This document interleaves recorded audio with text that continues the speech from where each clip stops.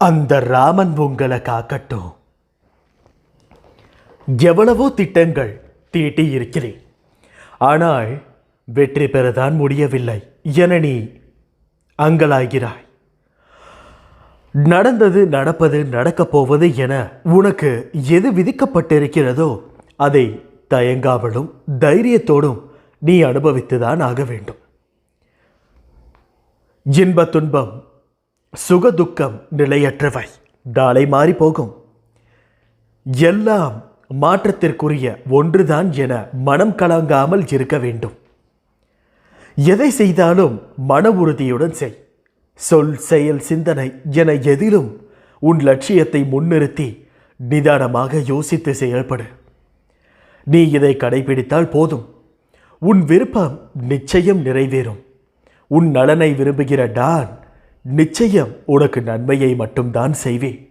அதில் உறுதியான நம்பிக்கை இருக்க வேண்டும். உன்னை அறியாத ஒருவித பயம் உன் மனதில் ஏற்படுவதால் இது நடக்குமா நடக்காதா என்ற சந்தேகப்பட்டு கொண்டே இருக்கிறாய். இந்த பயம்தான் உன்னை வாழ்நாளில் துன்பப்பட வைக்கிறது. இதனால் உன் மனம் ஒவ்வொரு கணமும் நிம்மதி மற்றும் சாந்தி இன்றி சஞ்சலங்களிலும் கவலைகளிலும் எந்நேரும் மூழ்கியே கிடக்கிறது. பொறுமையோடு இரு. உன் உழைப்பு என்றும் வீணாகாது. உன் வேண்டுதல் நிச்சயமாக பலிக்கும். வாழ்க்கையில் இன்னும் எத்தனை நாட்களிற்காக மெழுகுவத்தியாக இருக்கப் போகிறாய்? மற்றவர்களுக்கு மட்டுமே நீ கரைகிறாயே, உன் வழிகள் உனக்கு பெரியதில்லையா?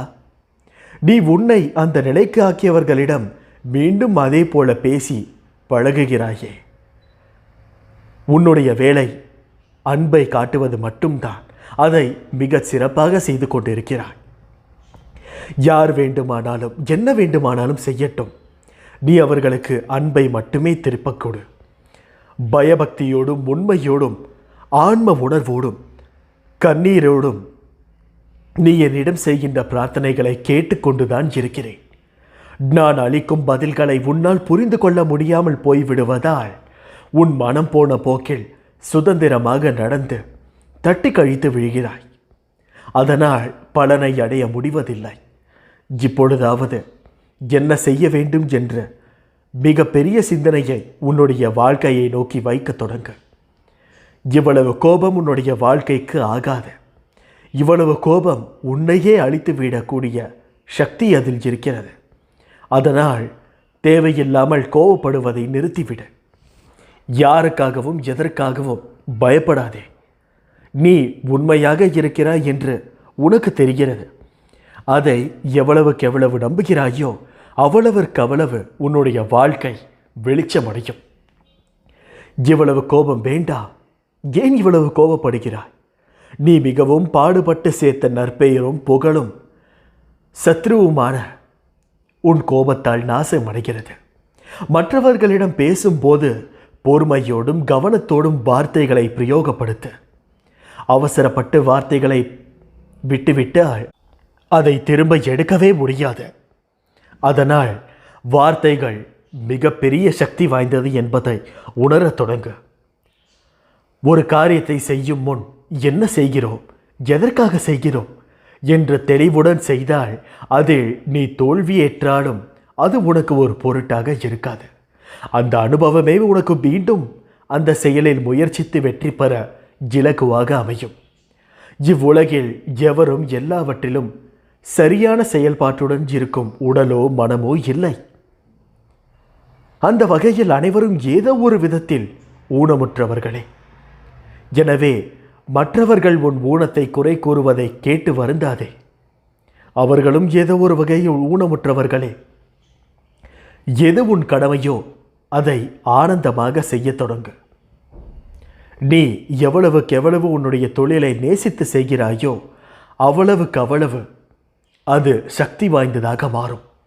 சில தருணம் உன் கண்களில் இருந்து வழியும் நீர் எதற்கு என காரணங்களுக்கும் அர்த்தங்களுக்கும் உனக்கே தெரிவதில்லை. மனதில் ஒரு சுமை, வலி, நீ செய்த எதிர்மறை தெரிந்தும் தெரியாமலும் அவை உன் மனதை ஒவ்வொரு நிமிடமும் சுடுகின்றது.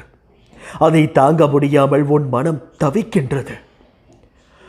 உன் தவறுகளும் மன்னிப்பும் அதை உணர்ந்து நீ மாற வேண்டும் என்ற எண்ணம் உன்னிடத்தில் தன்னம்பிக்கை இருந்தாலும் சில நேரம் புயலாய் மழையாய் இடியாய் சில நிகழ்வு உன் கண்முன் வருவதும் போவதும் உன் ரணத்திற்கு மேல் ரணங்களை உணர வைக்கிறது. நிம்மதி என்ற சொல்லை கூட மறந்து போகும் நிலை. முதலில் உன் கடந்த காலத்தை தீயில் போட்டு எரித்துக்கொள். எதிர்காலத்தை காற்று போகும் வழியில் ஒப்படைத்து உன் நிகழ்கால தருணங்களை கவனித்து செயல்படு. எல்லாம் நன்மைக்கே, என் சாயப்பா செய்வார் என்ற உனக்கு உன் உடம்பையும் உன் உள்ளத்தையும் ரணப்படுத்தும் விஷயங்களை விரட்டி அடித்து அழிப்பேன். இது என் சத்திய வாக்கு. என் வார்த்தையை உயிர் மூச்சாய் எடுத்து அதை கடைபிடித்து நடக்கும் உனக்கு எல்லாம் நல்லதே நடக்கும். இந்த துவாரகமாயி தாய் தேகத்திலும் குருதியிலும் இருந்து பிறந்த என் உயிராய் நீ இருக்கிறாய். கடைசி நிமிடத்தில் கூட நான் அதிசயம் நிகழ்த்துவேன். சாத்தியமற்றவையும் சாத்தியமாகும் வல்லமை படைத்தவன் நான். அதனால் எதற்காகவும் பயப்படாமல் தயங்காமல் இரு. உன் கர்மாவில் இருந்து விடுதலை பெற வேண்டுமா? முதலில் கர்மா எதனால் வருகிறது? அதற்கு காரணகர்த்தா யார்? இதனால் ஏன் பாதிக்கப்படுகிறோம்? நீ வாழும் வரை செய்கிற செயலுக்கு காரணகர்த்தா நீயாகவும் செயல் வடிவம் கர்வமாகவும் உருவெடுக்கும். அதில் வரும் நல்லது தீயதை நீயே அனுபவிக்கிறாய். இந்த கர்மா உன் மனதில் உருவான எண்ணங்களின் செயல்பாடுகளே. இதை இந்த ஜென்மத்தில் கடந்து முக்தியை அடையும் மார்க்கத்தை அடைய வேண்டுமா? முந்தைய ஜென்மத்தில் நடந்து இதுவரை நீங்கள் செய்ததை மறந்து விடுங்கள். இன்று நீங்கள் செய்யும் காரியங்களில் கவனமாக இருங்கள். உங்கள் எண்ணங்களை தூய வழியில் வழிநடத்தி செல்லுங்கள். அந்த செயல்களில் யாருக்காவது பாதிப்பு வராமல் பார்த்து கொண்டு உண்மையாக இருங்கள். ஒவ்வொரு காரியத்திலும் கவனம் செலுத்தி மனதார உண்மை என்று அறிந்த பிறகு செயல்படுத்துங்கள். பொதுவான விஷயங்களில் அமைதி காத்து ஓரிரு வார்த்தைகளில் பதில் கூறுங்கள். பிறர் சொல்லும் வார்த்தைகளை உன்னிப்பாக கவனியுங்கள். மனதை எப்பொழுதும் வெறுமையாக வைப்பதற்கு எண்ண ஓட்டங்களை கவனிக்க தொடங்குங்கள். ஓர் எண்ணத்தை அடிக்கடி நினைத்தால் அந்த எண்ணம் உங்கள் மனம் வெறுத்து ஒதுக்கிவிடும். அதில் நயவஞ்சகம் வேண்டாம். அப்படி தோன்றினால் அதில் நல்ல விஷயங்களை புகுத்தி வழிநடத்துங்கள். மனிதனாக பிறந்தவனுக்கு நல்லது கெட்டது என்று மாறி மாறி எண்ணங்கள் தோன்றும். இதில் நல்லதை தேர்ந்தெடுங்கள். உடலை வருத்தி எந்த செயலையும் செய்யாது மனதாரி ஏற்று செய்யுங்கள். தேவையில்லாத இடங்களில் சென்று தேவையை பெருக்கிக் கொள்ளாமல் இருங்கள். உங்கள் கவலை வேதனை யாரிடமும் பகிர்ந்து கொள்ளாதீர்கள். அமைதியாக அமர்ந்து எதனால் இது வந்தது என்று யோசியுங்கள். அதை மனதார ஏற்றுக்கொள்ளுங்கள். ஒவ்வொரு செயலுக்கும் நீங்களே காரணகர்த்தா என்பதை மனதில் உறுதி செய்து ஏற்றுக்கொள்ளுங்கள். வருவதை கொண்டு வாழ பழகிக் கொள்ளுங்கள். தேவைக்கு அதிகமாக உங்களிடம் இருந்தாலும் அதன் மீது பற்று வைக்காதீர்கள். உங்கள் கடமைகளில் உண்மை விளிரட்டும். அதில் இருந்து தளர வேண்டாம். யாருக்கு உபதேசம் சொல்லாமல் கருத்தை மட்டும் சொல்லுங்கள்.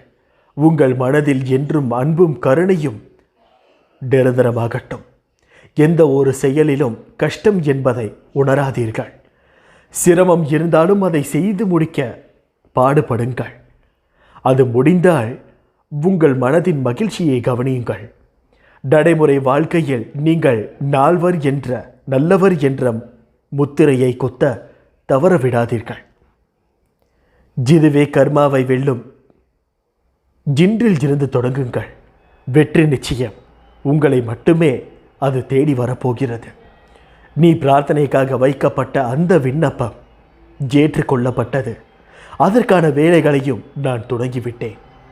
இனி கவலை என்ற வார்த்தைக்கு இடமே வேண்டாம். தேவையில்லாமல் பயப்படவும் வேண்டாம். உன்னுடைய அப்பா உன் அருகிலேயே உன்னுடைய கரத்தை பிடித்து கொண்டு உன் வாழ்க்கை முழுவதும் உன் அருகிலேயே நடந்து கொண்டிருக்கிறேன். தேவையில்லாமல் பயப்படாதே. வெற்றி நிச்சயம். இப்படிக்கு ஓன் சாயப்பா. அல்லாஹ்.